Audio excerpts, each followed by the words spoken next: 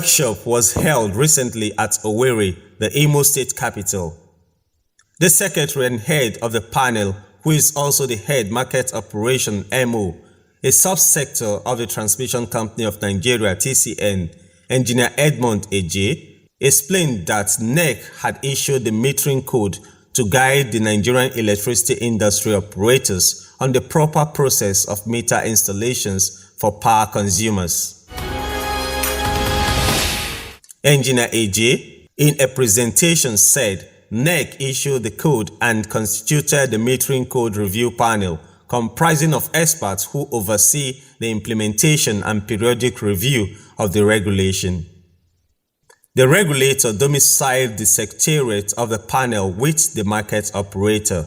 The metering code review panel is part of the regulator. The NEC, in its wisdom, decided to say the secretariat of this metering code review panel is with the market operator, and then market operator, of course, happens to be the permanent secretary. He emphasized on the importance of metering for the operators in the sector, saying it helps in energy accountability and proper billing of consumers. Eje also sensitized the electricity consumers on the current meter asset providers MAP regulation of NEC. He said the MAP was initiated to respond to the yearnings of electricity customers who have been seeking for meters to end their complaints about the estimated billing system. The Director General of Imo Power and Rural Electricity Agency, Dr. Albert Okorogu, lauded the panel for holding the meeting. He said meters are not affordable for consumers in the rural areas of the state, but that his agency is seeking ways of ensuring they are metered. The people in the rural area are really not economically viable. And as we look at the single-phase and three-phase meters, they are, in my opinion, very expensive. Those lines that we're going to conduct are these: from Ikeja West to Alimosho, Alimosho to Ogba to Ota. Then from Ogba also to Alausa, we're going to reconduct the line. We'll recover between 500 and 700 megawatt on that line of stranded capacity by reconducting that line. Then we are going to reconduct Itu to Aba, also from Onitsha to Nibo Oka, and then to Oji River. We are going to reconduct from Brinikebi to Sokoto, then from Kaduna, Zaria, Funtua, Gusau. We're going to reconduct them. Now our intention is that the first one we are awarding contract, but the subsequent one, TCN engineers will do it by themselves. Staff of the Communications Department of the Transmission Company of Nigeria, TCN, have been advised to make the best use of their refreshed skill sets as they concluded an inclusive hands-on training on telecommunications.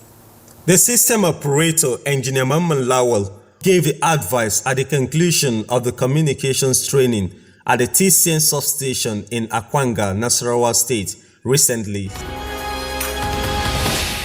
Engineer Lawal said the week-long training was tailored to impact on the trainees modernized and advanced technologies for communication, adding that the trainees would have deepened their knowledge base or skill sets. The system operator, assisted by the resource person Dr. Vincent Dogo, also presented certificates of participation to the trainees as he lauded them for their commitment to imbibing the precepts of the training. Engineer Lawal also received a certificate of recognition on behalf of the Managing Director of TCN, Mr. UG Mohammed. It is for his commitment towards the training and retraining of TCN staff. You see, no other person than the CEO of Transmission Company of Nigeria himself, and the person of Mr. Usman Bur Mohammed.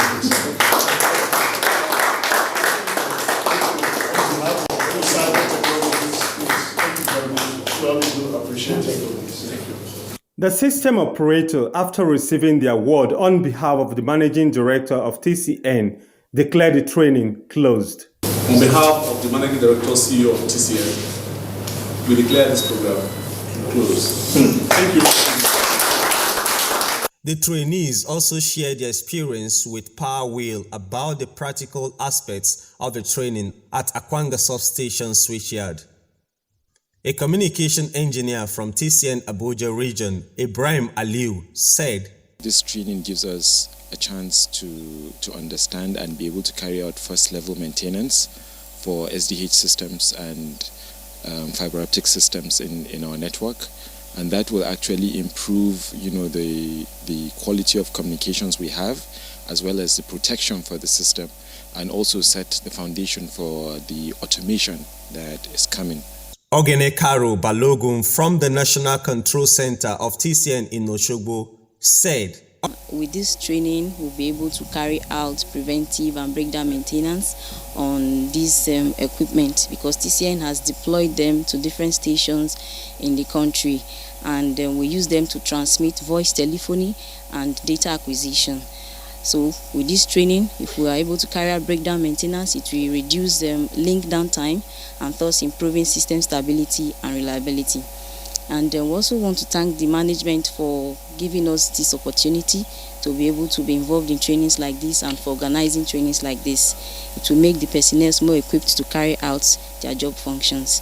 Engineer Abdusalam Saleh from Bauchi region of TCN said he received training on fiber optics and other telecommunications handling aspects. From what I saw from the facilitators, I come to realize that TCN will have a very brighter future, because the training has given us what we really are in need of. Because really, since we joined TCN, we couldn't have this kind of opportunity of getting a hands on the equipment and the splicing way of how fiber can be able to be repaired, either to be used. But with this kind of training, I come to realize that I'm fully equipped. I can be able to do whatever it concerns on fiber and any communication. So I don't think I may have any challenge.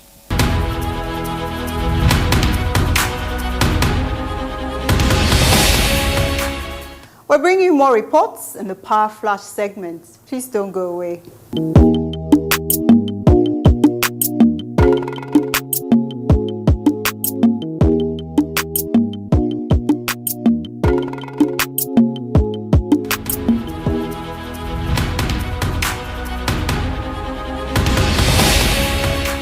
Up next is the feedback segment.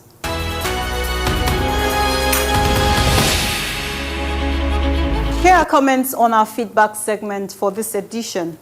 On our Facebook page, we have the following comments. TCN posted a brief on the courtesy visit of the TCN MD, Mr. Eugene Mohammed, to the Governor of Katsina State, His Excellency, Honorable Aminu Masari, recently. This post got 70 likes, 8 comments, and 12 shares. Top of the comments include Afolabi Emmanuel Aderemi said, "God bless our MD of Dynamic Mind. Kudos." Aliyu Daura Deda posted this. "That's good, and hoping to complete their installation of wiring from Katsina to Daura, which he promised to be completed." For Faiza Mwazu Hashim, he said, "Governor Masari is working." Being optimistic, Adeyinka Adeyemi posted this. "TCN, we will get there." The MD CEO of TCN, Eugene Mohammed, recently presented developments and status of implementation of 2019 appropriations to the House of Representatives Committee on Power, headed by the chairman, Honorable Engineer Magaji Dao Aliyu, in the National Assembly Complex, Abuja. It drew reactions on Facebook. 72 users liked it. It has 2 comments and shared by 13 others. The comments read thus. Abdurrauf Alamu, kudos to TCN. Engineer Mutali Boladale said, "Well done, sir."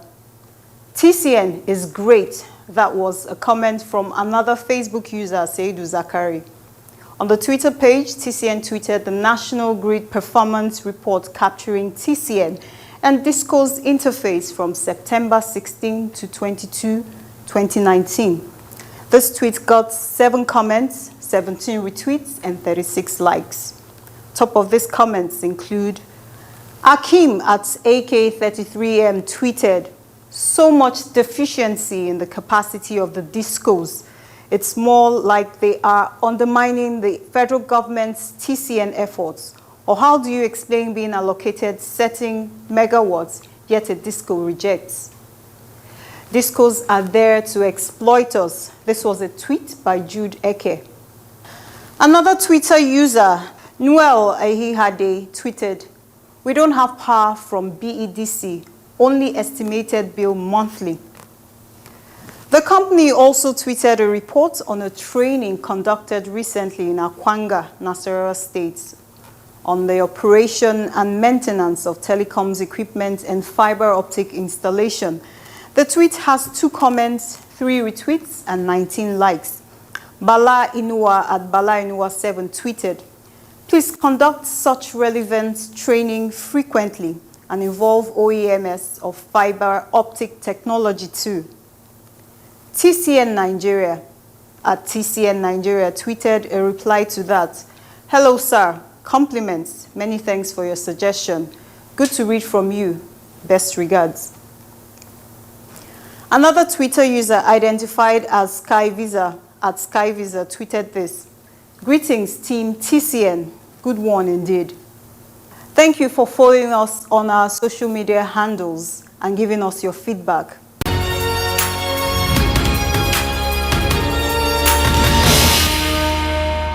In the Transmission Company of Nigeria, TCN, we transmit bulk electricity from power generating companies, GenCos, to distribution load centers of various distribution companies, DISCOs. Nationwide, we do not generate electricity, neither do we distribute same directly to electricity consumers.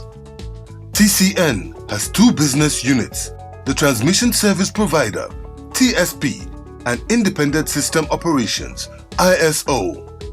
The ISO comprised of System Operation, SO, and Market Operation, MO.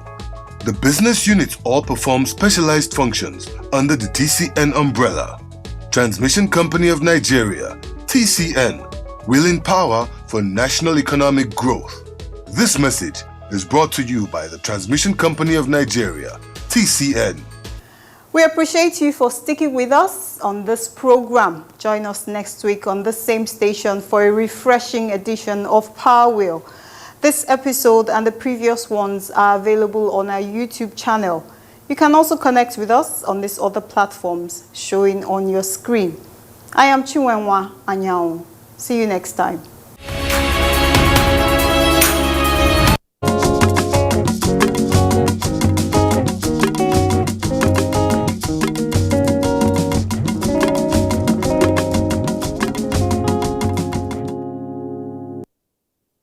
Right quality, right thickness. That's what Total Aluminum gives you. No matter the size of your project, Total Aluminium gives you the specifications that suit your needs. From long-span aluminium roof and cladding sheets, step tiles, stone chip coated and Metcopo roof tiles, all these are working for one purpose. And with the newly acquired technology, Total Aluminium ensures your structure gets the roofing that would stand the test of time. Come rain, come shine. Total Aluminium Systems Limited. They offer you efficient customer service.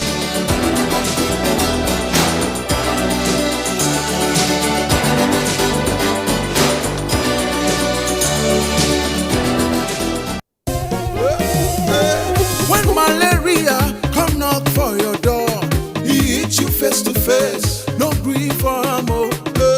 Well, fast with public term, he get a terminal plus lumefantrine. Pop, public term, pop. Oral suspension for children, tablet for adults. Or ya make you waka for malaria. They make you younger with Public Term. Public Term get Artemether plus lumefantrine to help you waka from malaria side. Public Term they available for pharmacies near you. Public Term get NAFDAC approval. The number now P40202. Public Term, na product of Publix Pharmaceuticals Nigeria Limited, part of Publix Healthcare UK Limited. Publix Pharmaceuticals Nigeria.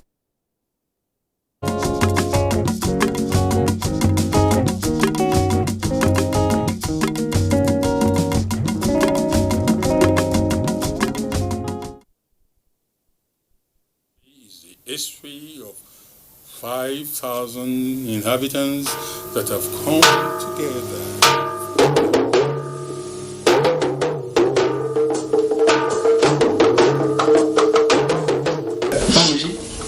Who are the troublemakers? Who are the troublemakers?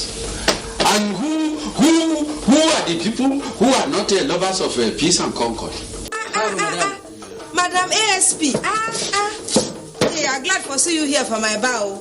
I beg you, can help me give you ASP drink? Me, I will pay the money. Amebo means the favorite wife of a man who has more than one wife. She's the one the man tells everything. Originally, the program set out to entertain, to take the village headmaster's situation in any of our villages and reveal to everybody the things that went on. A special documentary on the 50 years anniversary of the iconic drama series The Village Headmaster, showing on Sunday 27th October 2019 at 8:05 p.m. on the network service of the NTA. Watch out. You can follow us on all our social media platforms: Facebook at NTA Network News, Instagram at NTA Network, Twitter at NTA News Now, YouTube at NTA News Online. Or visit www.nta.ng. For live streaming, visit www.nta.ng/live. Now, you can stay updated on the go, be it on your TV, iPhone, laptop, or iPad, or download the NTA mobile application from your Play Store or App Store. NTA, you can beat the rich.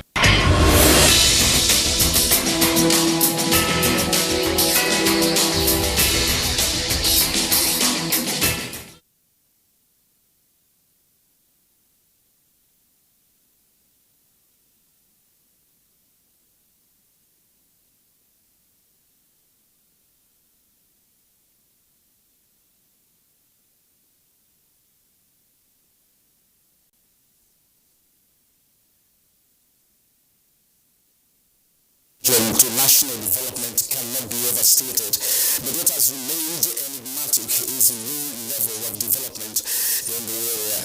This is where we anchor tonight's edition of Weekend File. So let's go there. Good evening and welcome to the show. Successive administrations in Nigeria have in the past decades created intervention mechanisms to address developmental matters in the Niger Delta region.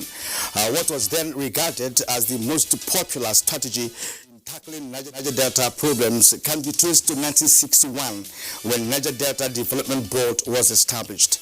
In 1976, there was Delta Basin Development Authority, while Oil Producing Areas Development Commission (ONPADEC) came on board in 1992. In the wake of the Fourth Republic, the Obasanjo administration introduced the Niger Delta Development Commission (NDDC) to replace ONPADEC. Perhaps for more effective and well-coordinated development strategy for the region, the Ministry of Niger Delta Affairs was created September 10, 2008. But despite all these efforts by previous administrations, what remained a nagging issue has been the inability to fully deliver the expected results over time. The situation, no doubt, attracts some questions. First, why is it that the agencies or commissions, as the case may be, established by different administrations could not change the course of history of the region? What should be the role of governors of the region? How has the current NDDC been able to carry out its functions for sustainable development in line with stated rules and regulations? These and more are some of the questions we can file today will be confronted with as we move on into the show. My name is Kirian Umayo. Do stay with us for more as we start off the show with the news.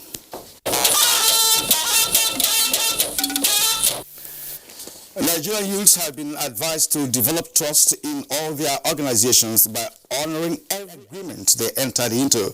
Vice President Yemi Osinbajo spoke at the 6th graduation ceremony of Base University, Abuja. He says achieving academic excellence in any institution of higher learning requires hard work and discipline, stressing that beyond their degrees, the graduates must imbibe the virtues of honesty and integrity, which will take them far in life. He commended the institution for standing tall in achieving academic excellence.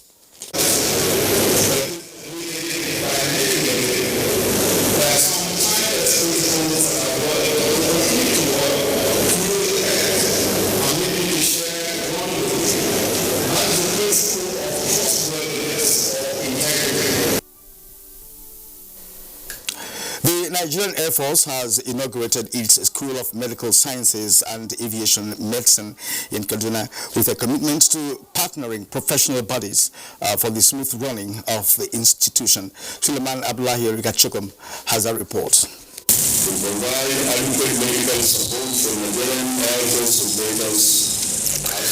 That testimony by the Chief of Air Staff, Air Marshal Sadiq Baba Abubakar, informed the conceptualization and establishment of the School of Medical Sciences and Aviation Medicine by the Nigerian Air Force.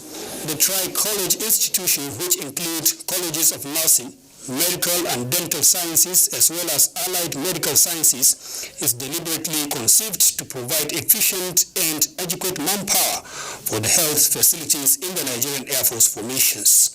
We believe that the human being is the most important resource, and the human being has to be well to be able to perform the assigned task.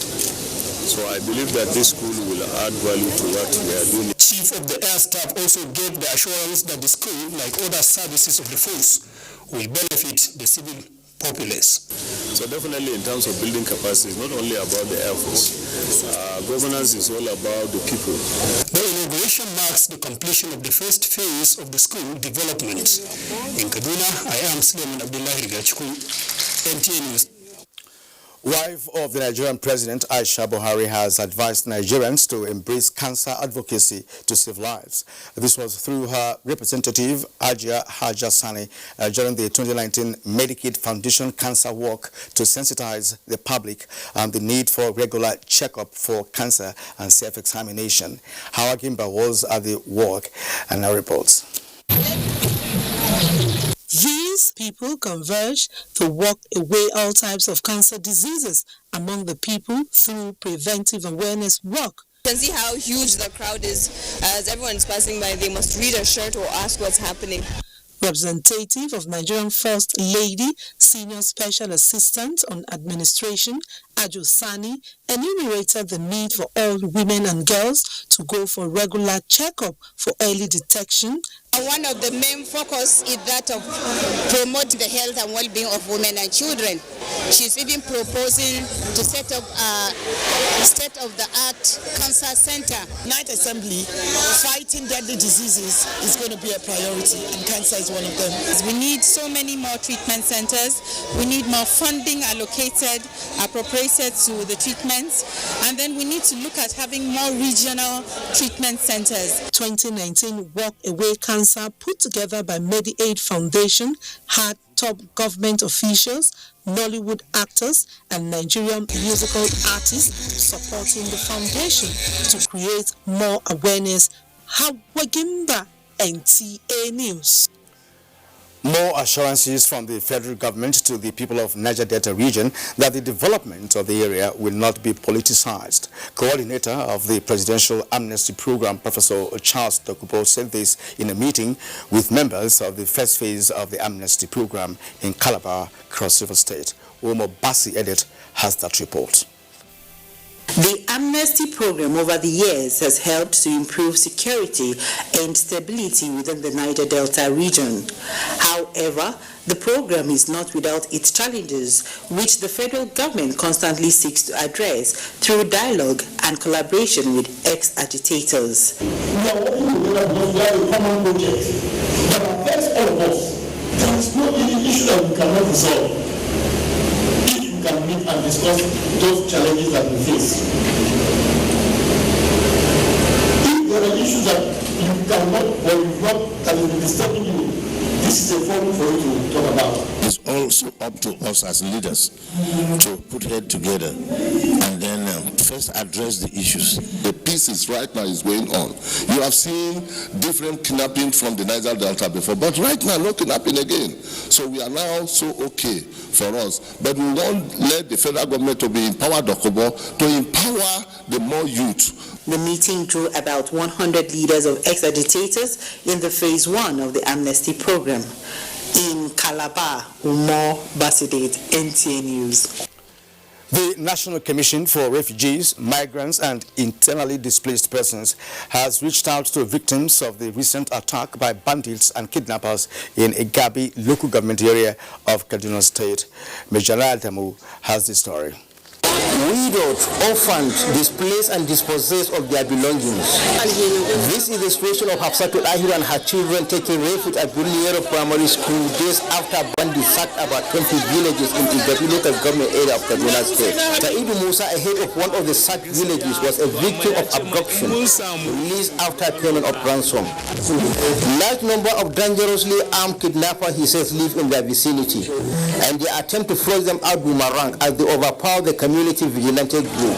The communities are now reduced to IDPs in dire need of food, shelter, clothing and other necessities.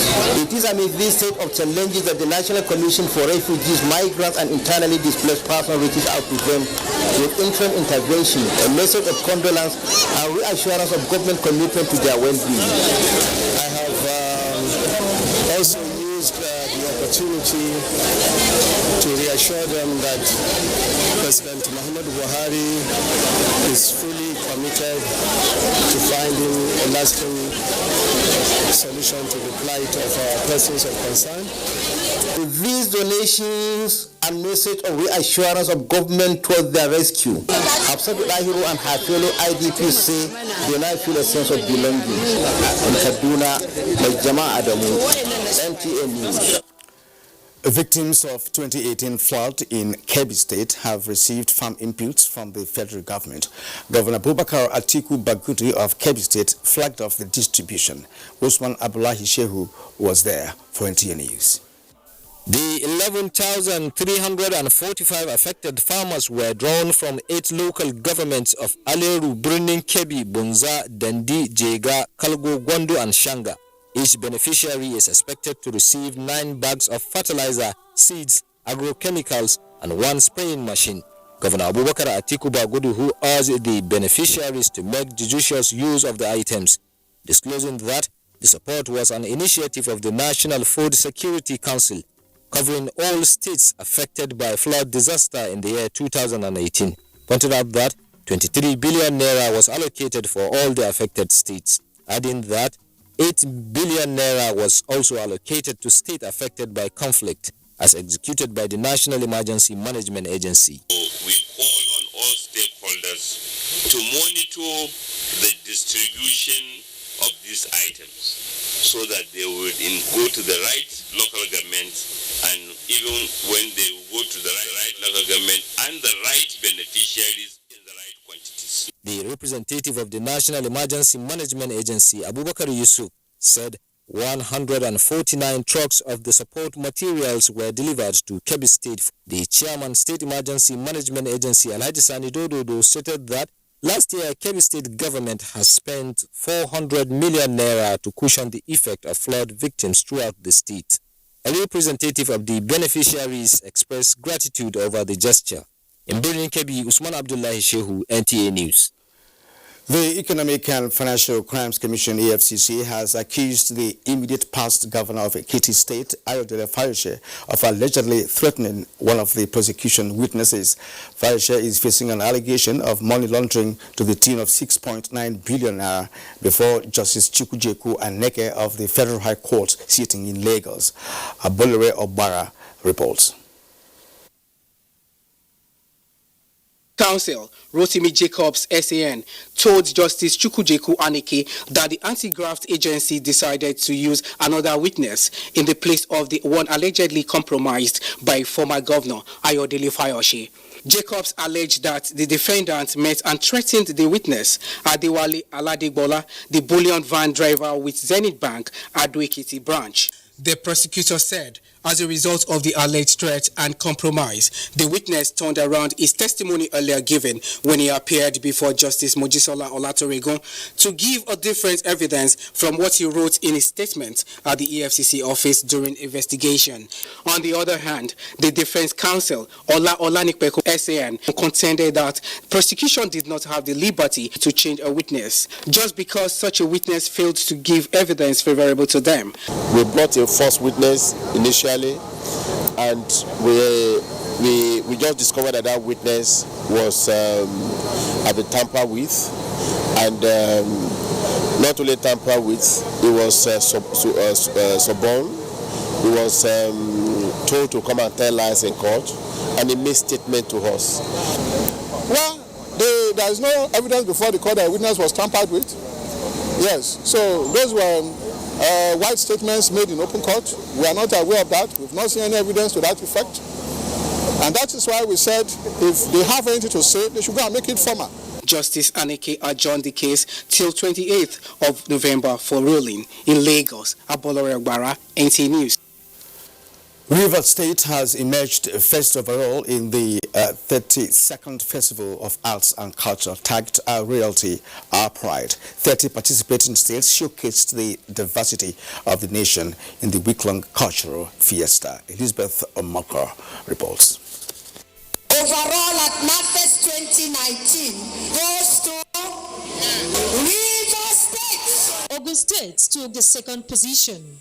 Edo and Bayelsa states went for the third place. Delta emerged fourth place, and fifth place went to Oyo State. For Governor Gordon Obaseki, represented by his deputy Philip Shaibu, NAFES is not just a competition, but a platform to promote the culture of the country and provide job for the teeming unemployed youth. We therefore use this freedom to call on investors and stakeholders to see Edo State as a destination. Director General of the National Council for Arts and Culture, Pegu Rusewe, described Edo as an outstanding and hospitable state. For him, the core objectives of the 2019 festival have been achieved.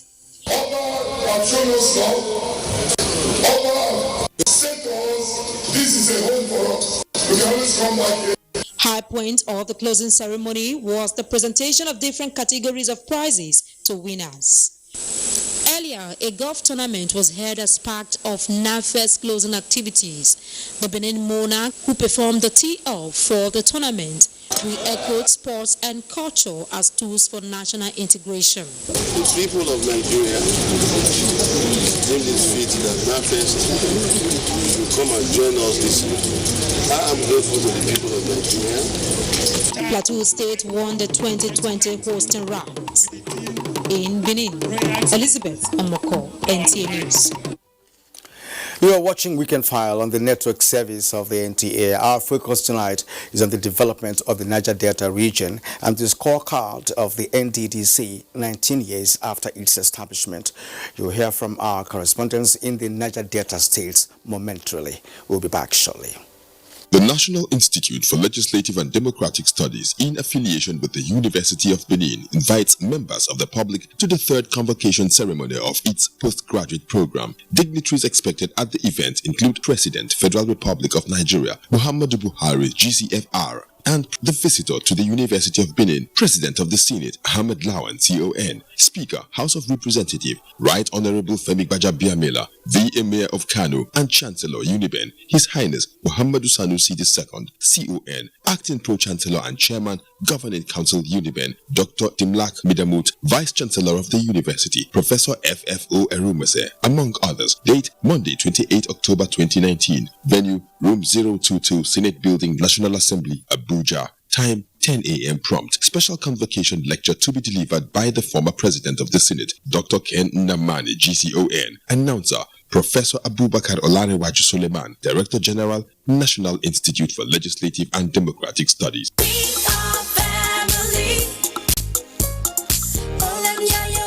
From our wonderful family, meet Smalley, our little one. He's always hanging out with friends.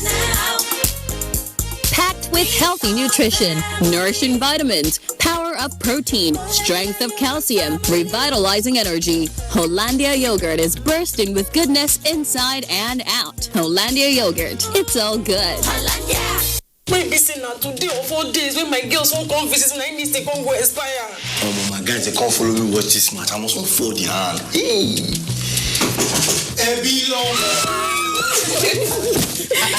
babe, what's happening now?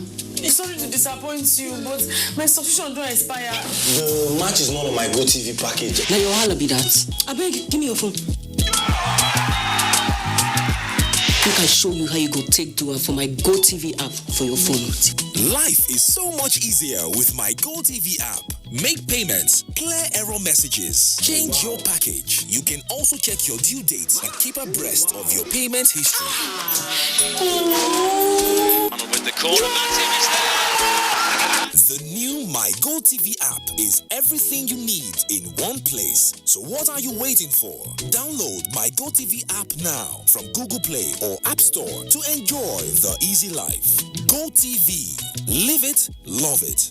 Nigeria Diaspora Investment Summit 2019 holds on the 6th to the 8th of November 2019. The summit will take place at the Banquet Hall Presidential Villa, Abuja, Nigeria. Theme: leveraging diaspora resources for economic growth. Sectors: agribusiness, education, training, healthcare, entertainment, sports, hospitality and tourism, infrastructure and real estate, manufacturing, extractive industries, telecommunications, technology and innovation, waste management and environmental remediation, transportation. For registration, visit www.ndis.gov.ng.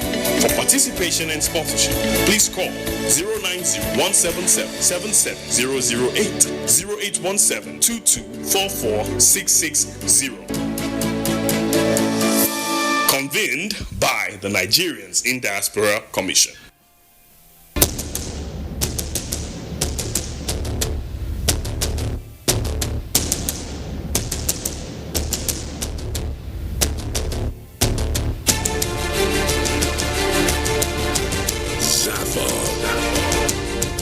An award that has succeeded to pool a galaxy of stars from the north, south, east to the west, and central Africa, and also those that are domiciled beyond the shores of Africa under one roof.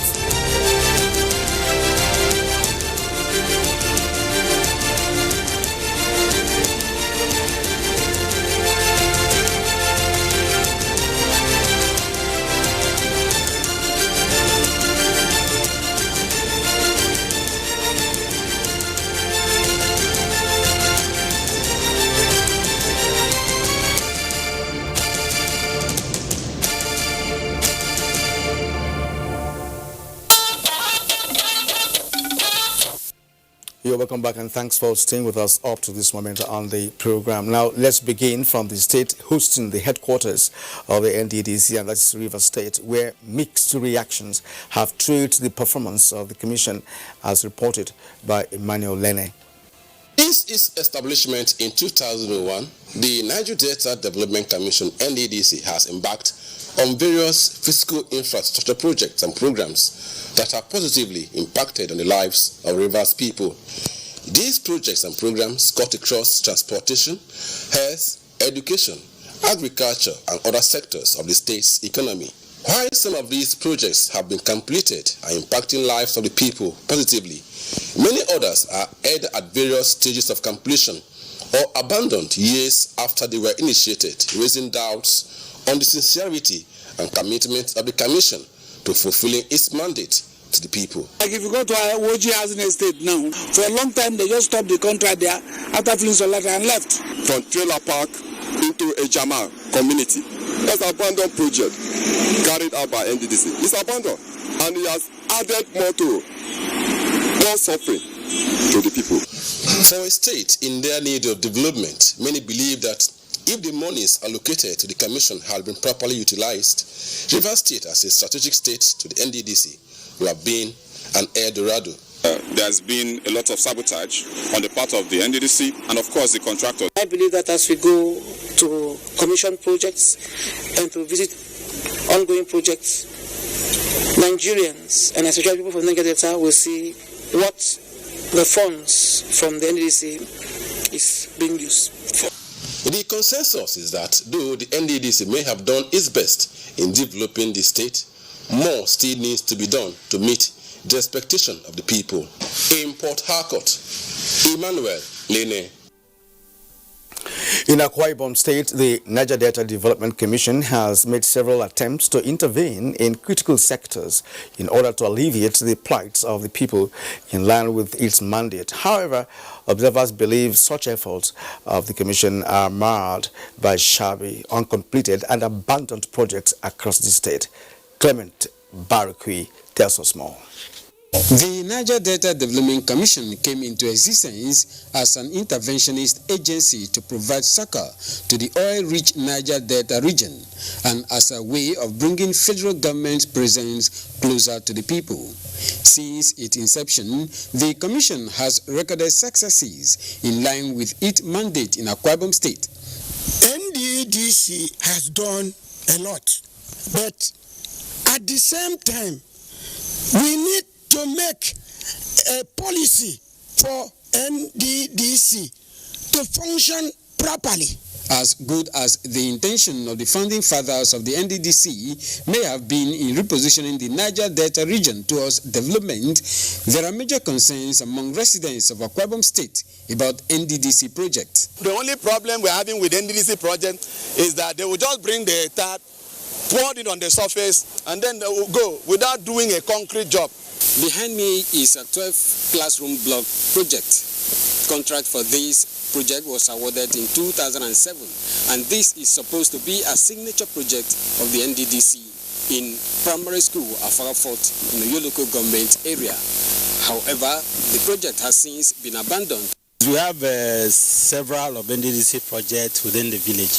It is a pity that I've always been running away and leaving this project unfinished. Although no official of the commission could be reached to speak, available statistics showed that the NDDC as at 2018 had projects in Akwa Ibom State at the cost of 172.74 billion naira. 455 of the projects costing 67.7 billion naira had been completed, while 318 are ongoing at the cost of 34 billion naira. How much of these have been translated into reality for the people to see is a question begging for answer. In Uyo, Clement Barakui, NTA News. About 1,120 projects were initiated by the Niger Delta Development Commission in Bayelsa State since its inception in 2000 at a contract sum of 390.5 billion naira. Out of these, 471 have been completed by the third quarter of 2019 across the 8 local government areas of the state. Let's hear more from Ayas Preze. 161 of the projects are said to be ongoing, 240 yet to be mobilized to site, 227 stalled, 14 terminated, while 4 have been taken over by the state government. Igebri, a typical fishing and agrarian community in Southern Ijo local government area, and Onwempum in Ogbia local government area, like many others in Bayelsa State, suffer perennially from the marsh environment. Community members are, however, concerned about the projects that have been stalled. Always they no do now. If only they come inside, let them re-award the contract to some other company and let them come and do the work. We are very happy when this project came, but at a certain time we see that the project is no more functioning. In Yenagoa, Bayelsa State capital, the NDDC has constructed some internal and link roads to ease movement in the areas. Some of these areas, according to residents, were hardly accessible before the intervention of the NDDC. The NDDC also intervened in the desilting of some creeks and installing solar-powered lights in some areas within the capital city. You go to Olubabri, you have an abundant some filling reclamation work and shoreline protection. In Brass local government, 127 are in Ekeremo, 81 are in Kolokuma, Opokuma, 50 are in Nembe, 174 are in Ogbia, and then there are some projects that cut across various local governments, not one local government. Increased funding, a sense of ownership of projects by benefiting communities and contractors' will to deliver quality work, according to the director, will improve the performance of the commission. In Yenagoa, Aya, Brazil, NG News. In Edo State, Ogochukwu Ona reports that in recent times, key players and residents have expressed displeasure over the deplorable state or outright abandonment of some of the projects embarked upon by NDDC across the state. Reports made available to newsmen a few weeks ago during a fact-finding tour of Edo State by the House of Representatives Ado Committee on Abandoned NDDC Projects revealed that since inception and as at 2018, the Commission has embarked on 780 projects in the state with a total value of 86.34 billion naira, some completed and not inaugurated. Seen anything that has inspired any of us. My colleagues are here.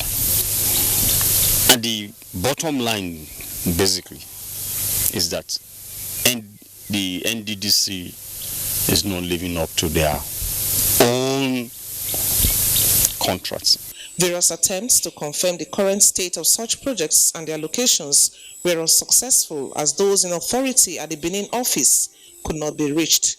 However, a visit to some of the projects like St. Saviour and Ewotubu roads in Benin gave another opportunity for residents to send SOS to government. Whether NDDC una call am, whether they pay, they not pay, we don't know.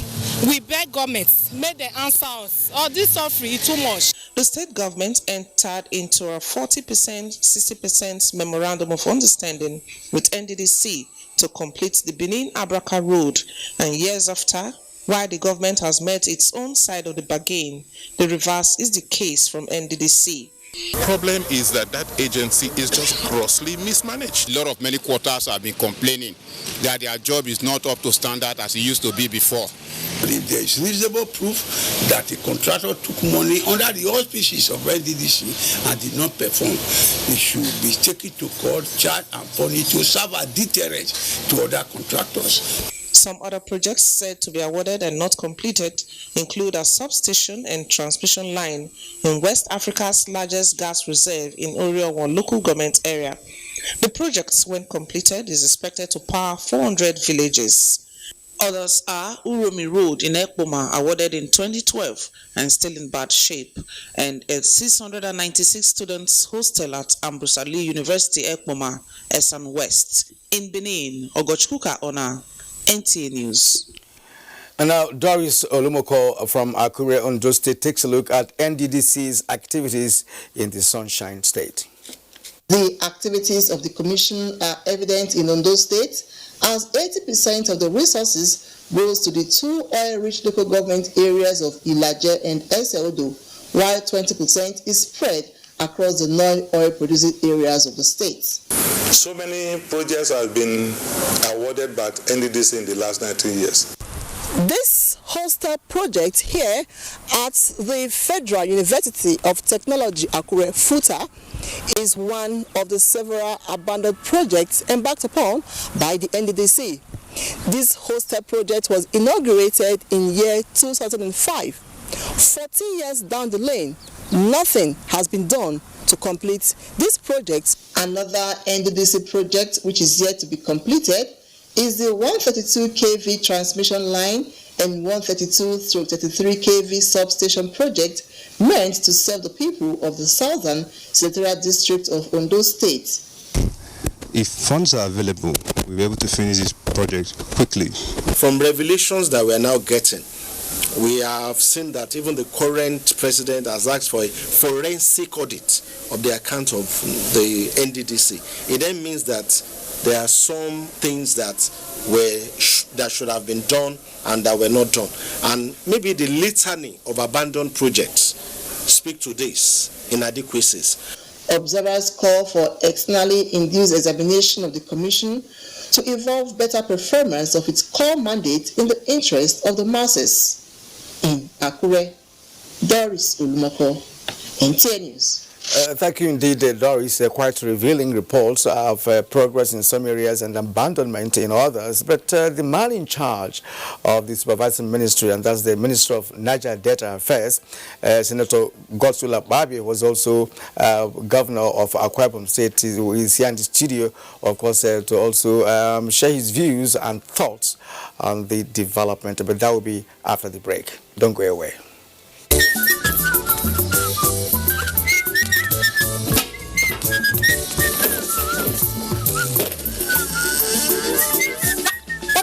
Now what is it?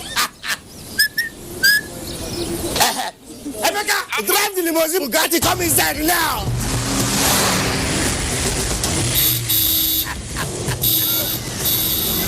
Waiting close 200 naira recharge card for me. Just recharge 200 naira for 1 day, and you say fit follow win for the hundreds and hundreds of heavy prizes like a can of pepper, industrial sewing machine, grinding machine, and generator. No, my own done better. My grinder will go win. Now here I go put up. Make that. Hey, make una no go recharge you na glow. I don't win generator. And here, now myself. Oh, the more you recharge, the more your chance, the better. Unlimited. The Honorable Minister of Women Affairs, Dame Pauline Tallin, welcomes delegates and stakeholders to the 19th National Council meeting holding at the International Event and Conference Center, the Dome, Akure, Ondo State, beginning on Monday, 28th through Wednesday, 30th October, with technical sessions, while council meeting holds on Thursday, 31st October, time 9 a.m. daily. Mrs. Ifeoma Anabogo, Permanent Secretary, announcer. Your information dey important, just like your identity. Now the only way we fit take hala you. Make you go browse easy.gotvafrica.com. Sign in with your IUC number and mobile number and scroll down to personal details and address. Then check well to see say everything bam. You fit change the one we not correct. To finish everything, just click the save button and it don't finish. Thank you. I make sure say my phone number dey correct. That's now why GoTV fit call me make I come collect my own awoof. Angel, time for my phone is that why? Because now my correct phone number dey for book. GoTV, live it, love it. Now look me again, no. Make you go do your own.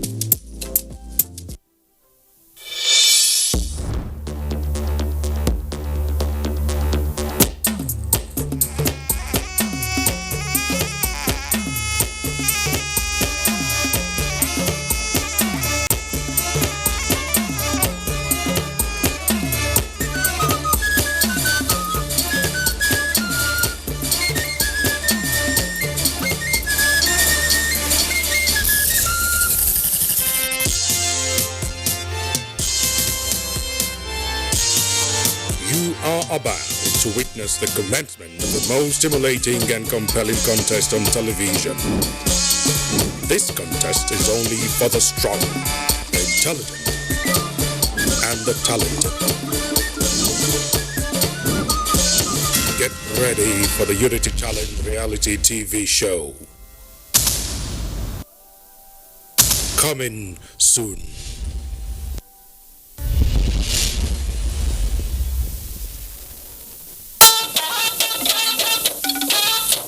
You're welcome back, and here with me in the studio is the Minister of Niger Delta Affairs, the person of Senator Godswill Akpabio. So you're welcome to the program. Thank you for having me. Yeah, you watched all the footages from the key, in fact, from all the states in the region. What do you make of it? Well, it's the same feeling everywhere. I was, when you see the pictures, you actually tend to understand what is going on in the region, and then, of course, pictures do not lie. What I witnessed there is clearly in line with the vision of the current administration, President Muhammadu Buhari, GCFR. We believe strongly that there are too many abandoned projects by the NDDC in the region. You can see the terrain quite challenging, and at the same time, people who probably do not possess the requisite skill to carry out some of the jobs went after the jobs, took the jobs, and at the end collected the monies and abandoned the jobs. Very, very sad. And it's the totality of this that made Mr. President to pronounce that we need to have a forensic audit to not just look at the projects in the region, but also to look at the amount of money that had gone into the region from 2001 till date, and then also to find out why we have had so much in terms of failures. We currently, I do understand that they have almost 12,000 abandoned projects across the 9 states of the Niger Delta. 12,000 abandoned projects. And if those things were completed, you can imagine that area would have been turned into an El Dorado. So I believe strongly that the people who conceived the idea of even the Niger Delta commissions in the past, right from when you mentioned in 1961, all the way down to the one in 1992 in terms of UNPADEC, and now to the 2000-2001 NDDC, I'm sure they are very disappointed with what they have seen. As a governor, I used to complain about the NDDC, and my people used to tell them whenever they came around my state, hand over your project to my governor to supervise for you, because the standard of work done by NDDC. One of the speakers just pointed out that you just can't come into a very rain belt area, sandy region, sometimes with clay soil, and then you come in there and then just clear the ground, and then pour laterite on a black soil, and then do fanfare, bring in traditional place, bring government officials, and then they commission the road. 6 months after the first rainfall, the entirety of the road is washed off, and that money gone for nothing. So it's very sad what you have seen there, state by state. And I believe now people will know that Mr. President is justified in calling for a probe, and that's because he cares. I don't know why other leaders in the past never found it necessary to look into the activities of the Niger Delta Development Commission with a view to repositioning it and changing the paradigm. There's nobody that will be happy to see this kind of situation. Now, you said why the failures, and I'm happy you also twisted this trajectory of failures with respect to all the efforts of governments of this country to see how we can turn things around for the Niger Delta region. And now, of course, you mentioned that the president has ordered for forensic auditing of NDDC, which of course the latest of them, started from 2000. Now, what is the way going forward? Now that you are in charge, what are those things you expect you want to do that will be uncommon to what has existed in the past? Definitely, you know, I don't associate myself with failures. I always believe that if you are given an opportunity to serve, you must leave the place better than you met it. There is no way I will be made the minister of Niger Delta, and I'm a Niger Delta, and then the people will not feel the impact. Even from the time my name was announced by Mr. President, chiefs from Rivers State, different areas, were jubilating all the way down to Ondo, because they believe that change has come to the Niger Delta region. I believe strongly that my appointment is as a result of the pains and the agony Mr. President felt in terms of not seeing things on the ground. I don't like people to look at my leaves. I like them to look at my record. I'm also from the Niger Delta region.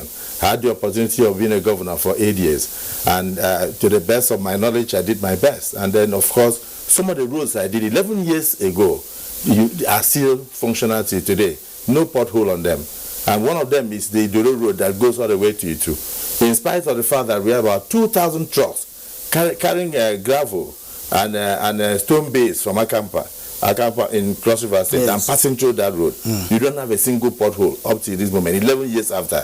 And that you cannot say of any NDDC road in Nigeria. In any part of Nigeria, there's no way NDDC roads can last even 2 years. So a lot of things are going to be done differently. And I believe one of them will start from budgeting, you know, because the budgeting process in NDDC have been warped. When you have a project that should take 30 billion in a year, and you go down and then you go and put 5 billion, and then, you know, all sorts of things. At the end of the day, it means that you are intending to complete that project in maybe 6 or 7 years, and there is no regime that will have that kind of tenure.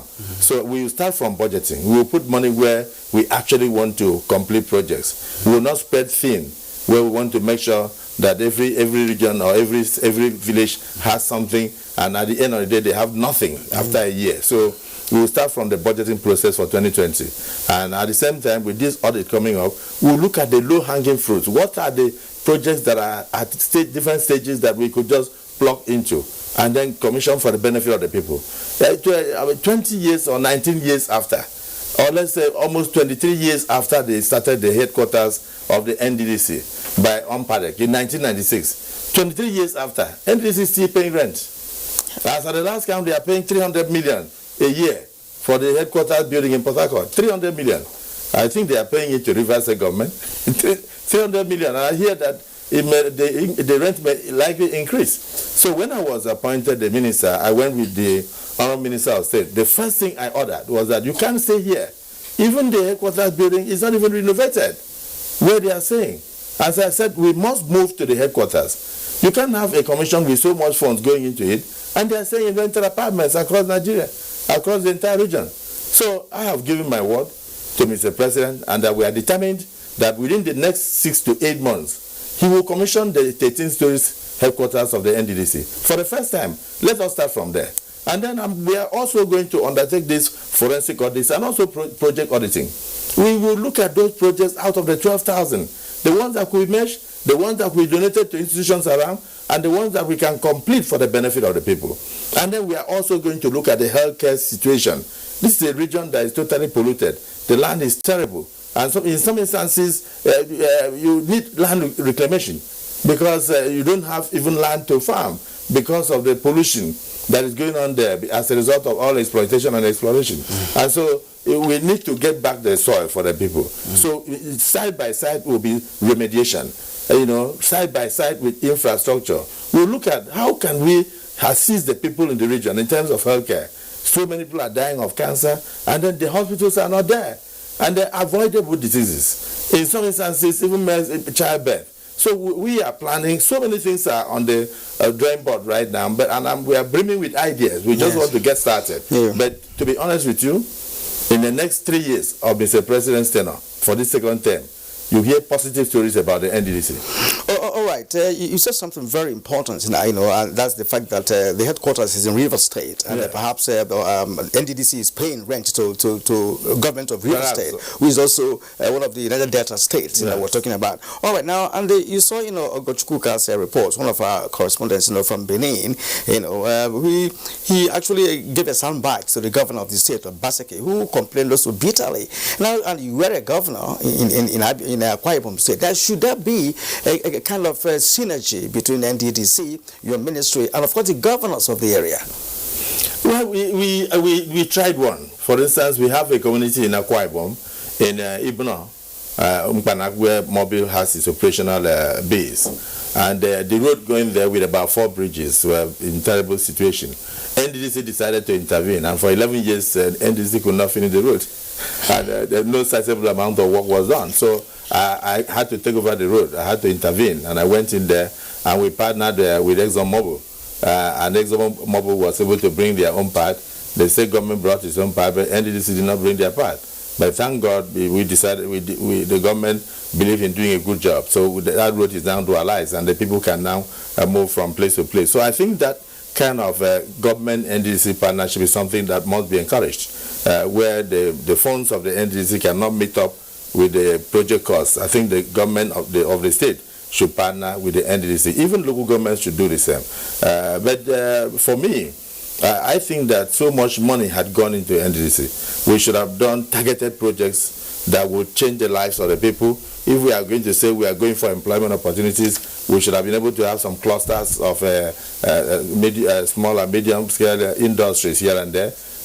By today, we should have had a lot of people employed in different aspects, even in the agricultural sector. And sometimes they go into communities, just finish a project and abandon it, and it's occupied by rats and crocodiles because they hardly even hand that over to the state, nor hand it over to the to the local government, because the project sometimes will end at 80% or 70% completion, and that will be the end. And administration after administration will come, and they will embark on new projects. At the end, 12,000 projects in the Niger Delta region abandoned. You can imagine the amount of money wasted so far. I don't want to accuse anybody, because the financial audit is coming, and also the project audit will also come. But I want to thank the Nigerian Television Authority for what you have done. Even the idea that you went into the region state by state, and you were able to showcase most of the things that have been done. I want you to look at the quality of roads that were done. Those roads cannot last in a rain belt area. So for those who said, oh, social projects have been completed, and then look at the number of abandoned projects, then all the citizens that you have interviewed from Ondo State, across Delta State, all the way down to Bayelsa, there was no single person that said we are satisfied with NDDC. There was none. So for me, if I had the opportunity of running NDDC, I would be very worried that the scorecard is not something I should be very proud of. But we will do things differently. That's why I said it's good that these things are being shown to the public, so that 2 years from today, you come back and you say, how is NDDC? Surely we'll bring you back. We'll bring you back. Well, many will argue that the failure of OMPADEC, NDDC, and the likes, with respect to developing Niger Delta, were partly because of corruption, political influence, and other underlying issues. Now, let's look at NDDC as an establishment and its structure, how it is, made to attend to all those issues in the Niger Delta area. What have you seen? How are you prepared to fight this corruption? Because invariably, what has happened, the failures, abandonment, and all of that must have been as a result of course, corruption and other vices. Number one, even the idea of giving out a job to somebody that does not have the requisite skill is corruption on its own. Then the idea of bloating the contract is also corruption. Even collecting money and abandoning the site is also corruption. And then, of course, we've had also, in my view, a lot of political interference. People have not actually allowed the NDDC to work as it ought to. And people coming with ideas not to move the region forward, but to move their pockets forward. It has always been so. Before I became a governor in Akwa Ibom, people used to say so much money was going to this region, but so little was seen on the ground. But my brother, I tell you, by the time I left office, I had about 560 completed projects, but not commissioned. And I left landmark projects, which you can see. Today, you go in there and you see those landmark projects everywhere. But that is Niger Delta. I was very determined and I was angry. You need to be angry with the situation of the NDDC to change NDDC. I was angry with what was going on even in my state. And I wanted to prove that government can work. And I showed that government could work, and government worked. In the same vein, here we are today. I'm not running NDDC, I'm only a minister, but my job is to supervise the NDDC. Mr. President has delegated that function, and he has ordered me to ensure proper supervision of the Niger Delta Development Commission. I'm assuring you that things are going to change. Yes, the corruption you are talking about are done by human beings. And if you do not, if you have conscience, you will know that even though the Bible says that if you walk in the pulpit, you can eat from the pulpit, the Bible did not say you should steal the pulpit. What has been happening in Nigeria, including the NDC, have been people coming in and attempting to steal the pulpit. And when you steal the pulpit, it means no other person can preach. And that is why the region is the way it is. It's across the strata. It all depends on individuals. And let me tell you, as we are starting now, you'll see what will happen. Because when you fight corruption, corruption fights back. You'll see the plethora of petitions. You'll see the kind of innuendos. You'll see the things they will throw at Mr. President. And then you see what they will throw at the minister. Everything will come out today. And then we've already started. Some of the contracts that they gave in NDDC that led to wastages that we felt were unnecessary, we have already terminated those contracts as I speak with you now. And some of the commissioned contracts, we have terminated them. We are getting threats and calls and all sort of things. And I think people were treating the place as an ATM. Because you just walk in there to go and pluck money and go away. I don't think they were looking at it as an interventionist agency or an agency that could change the story of the Niger Delta. And that is the reason why a region that ought to produce jobs, that ought to export fruits, that ought to even make water. If, for instance, we are planning for post-amnesty today, and we have something like pie water, post-amnesty initiative water, for instance, we could sell it not just to the region alone, but to the whole of southern Nigeria and even beyond. But nothing like that is happening.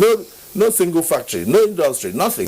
There's really need for us to change the story. And I assure you that yes, corruption or no corruption, there are individuals who are determined to change things. And when you are determined to change things, you change things. And today we are talking about misintegrity. In the whole of Africa, President Buhari is one president that will not dip hands into the funds of NDDC. He's so concerned that he's saying, go and investigate it. And investigate me too. If I had anything to do with what has happened so far. We are on it. All right. Things are going to change. All right. I would like to thank you immensely at this point for your time, sharing your thoughts and your opinion on the issues. It's been wonderful having you on the program tonight. Thank you so much. All right. I've been speaking with the Honorable Minister of Niger Delta Affairs, Senator Godswill Akpabio. You're still on Weekend File. We'll be back shortly.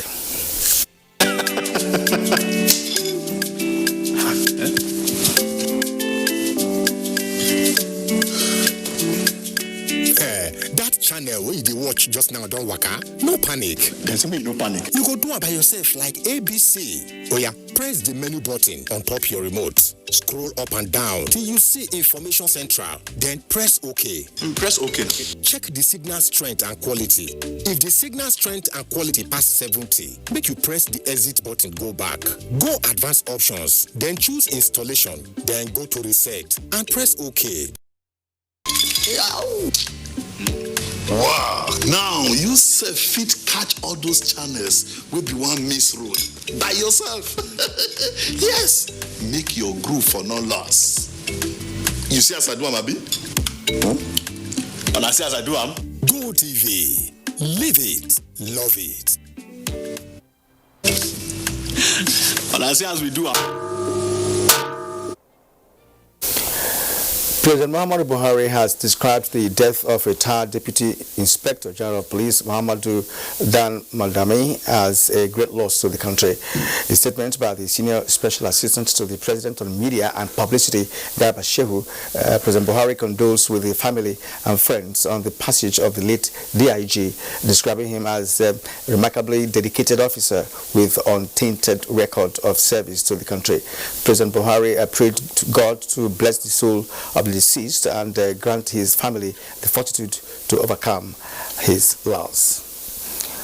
Now, activities for the burial of Nena Naji of Enugu State has been announced. A statement by the family indicates that Wakekeep will hold at her residence, number 2 Obiagu Road, by 10 p.m. on Monday, October 28, and another Wakekeep in her village, Amabu Abani, on Wednesday, 30th of October. Funeral service and the interment are slated for Friday, 1st of November, while an outing service at Amabu Methodist Church, Abani, on Sunday, November, will round off activities. Now, the death has been announced of Abdul Muminu Aminu, a principal partner, AG Partnership Limited, aged 54. He will be buried at his hometown, number 68, Kofar, Zaria City, on Sunday, October 27, 2019, by 2 p.m. Late Abdul Muminu Aminu is survived by wife, 5 children, mother and brothers. Among them is the Secretary to the Kaduna State Government, Malam Balarabe Abbas Lawal. Now, next for us is sports.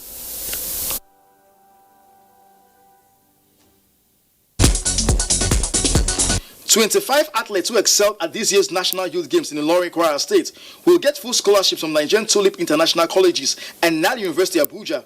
This was disclosed when 9 out of the 36 athletes who were exceptional at the Games visited Youth and Sports Minister Sunday Dare at the Moshood Abiola National Stadium on Friday. It is a return to the fundamentals of sports development, which starts at the grassroots. Public servants in the country have been urged to engage in regular exercises so as to maintain high-level workplace productivity.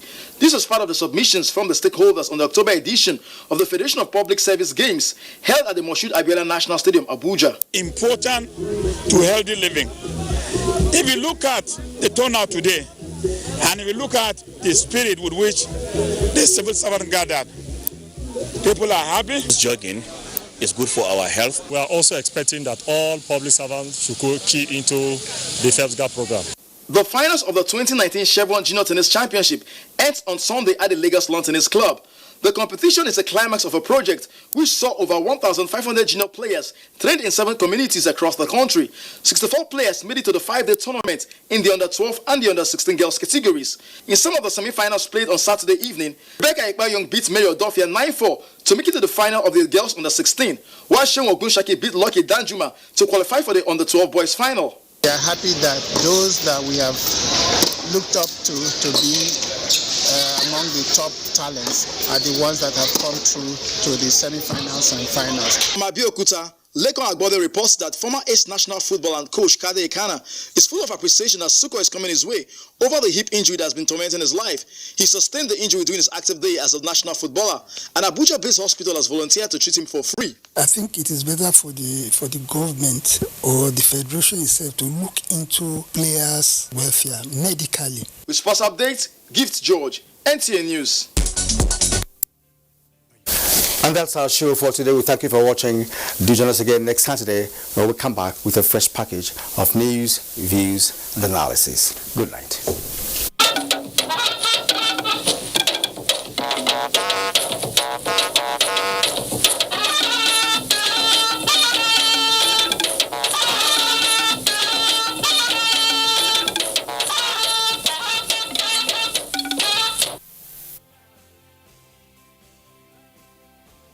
Suicide bombers are not spirits. They are not ghosts. They are human beings like you and me.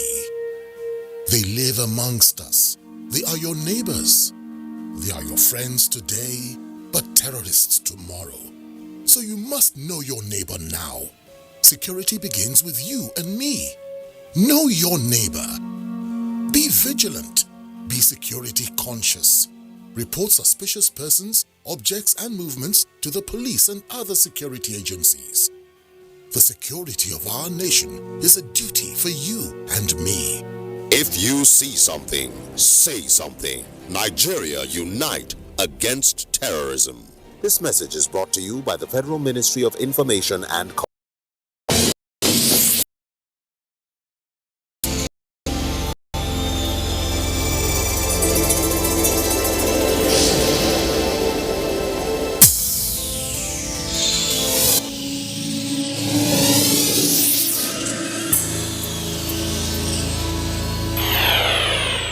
NTA, you can't beat the rich.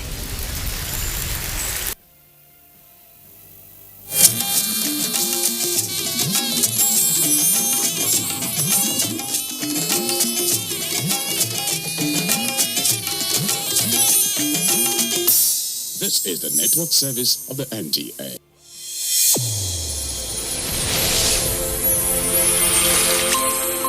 The new edition of TV Guide is out, exclusively taking a look at the traditional television and new media. Are they comparable or complementary? Media industry players give perspective on the trends, progress, challenges, and the way forward. Find out on this compelling edition of TV Guide. Expository interviews with stars of the team within our space. Becky Madojemo of NTA, Utibe Umore of AIT, Nifremi Oguntai of TVC, and a host of others. TV Guide, your indispensable companion, also feature Iya Medina. I'm the CEO, managing director of Iya Medina Sister Restaurant. I choose to serve. Turn up your mouth. Let me finish. A TV drama series on NTA. Let's get to meet the characters behind Iya Medina. This edition also presents exciting features on tourism, culture, entertainment, sports, health, and lots more. Grab a copy at the vendors near you or any NTA station nationwide. TV Guide, your indispensable companion.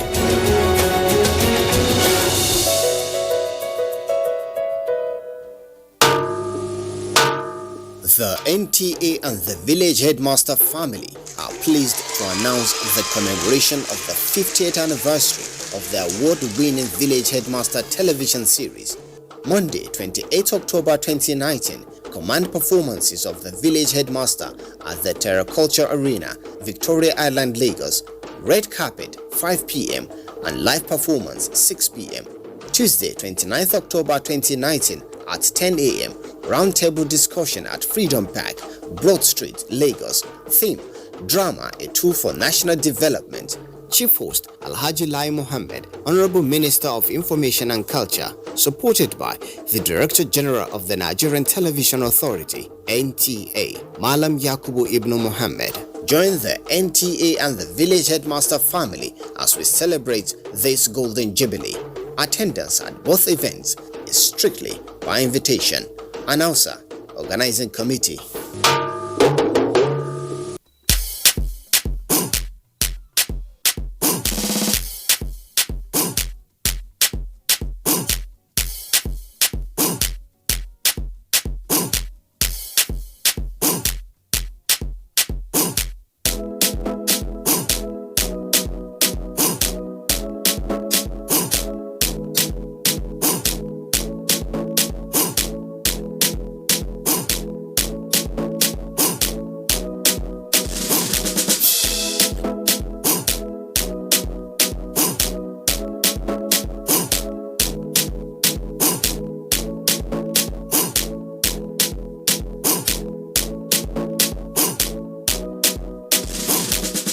We, the members of Mwalusi family of Ngene Village, Amobia, Okasa local government area of Anambra State, announce the death of our wife, sister, aunt, mother, grandmother, and great-grandmother, late Mrs. Josephine Aduke Ige Mwalusi Iyawo Ni Adesire, who answered the divine call on the 22nd of January 2019, aged 82 years. Burial arrangements, Friday, 24th April 2019, by 8 a.m., lying in state at her husband's compound, 9 Enugu Agidi Road, Amobia, 10 a.m., funeral service at her husband's compound, Amobia. Interment follows immediately after service at her husband's compound. Saturday, 27th, condolence visit by in-laws, friends, and well-wishers. Sunday, 28th, by 10 a.m., Thanksgiving service at St. Peter's Anglican Church, Amobia. Mama, may your soul rest in peace. Amen. Mr. Arakwe W. Mwalusi, for the family.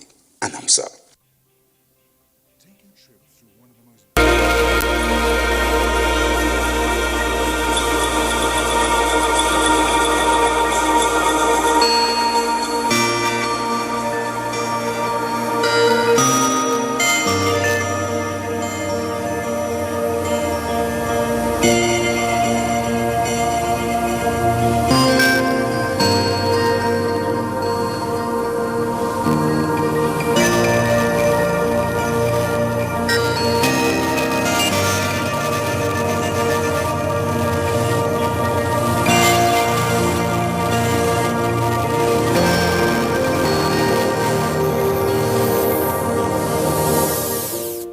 Welcome to Eye on the Road, your weekly informative, educational and interactive program on road maintenance activities and services, brought to you by the Federal Roads Maintenance Agency.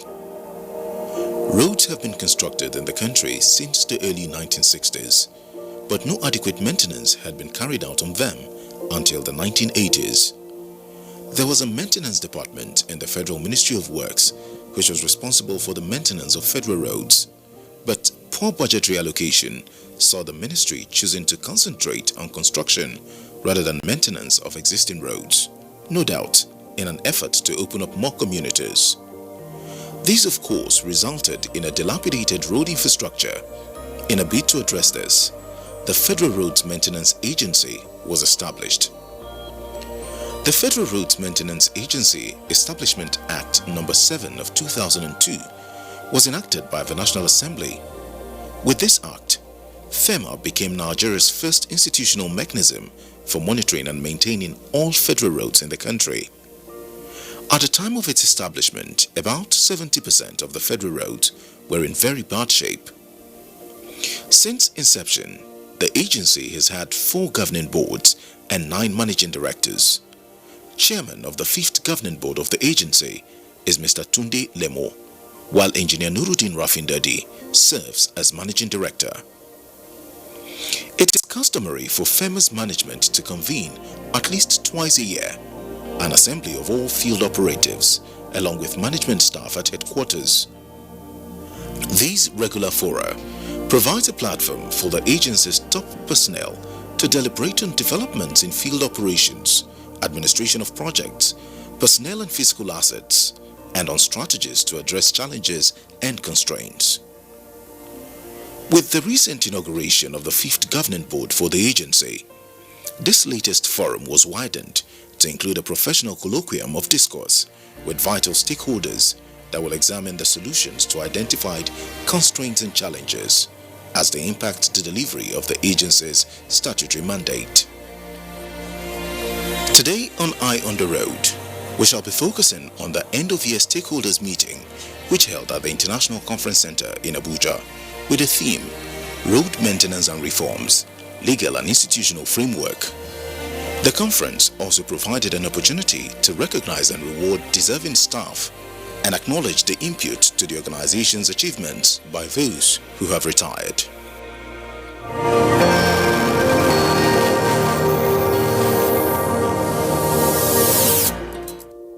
Nigeria has the largest road network in West Africa and the second largest south of the Sahara, with a road network of over 200,000 kilometers. Of this total, federal roads make up 18%, about 35,000 kilometers, state roads 15%, about 17,000 kilometers, and local government roads 67%, about 150,000 kilometers, with most local government roads being unpaved. The road sector accounts for about 90% of all freight and passenger movement in the country. Although the federal road network constitutes 18% of the total national network, it accounts for about 80 to 90% of the national vehicular and freight traffic. It is a well-known fact that 80% of travels in Nigeria are carried out on roads. You then understand why we go bad now and again. 80% of travels in Nigeria, whether it's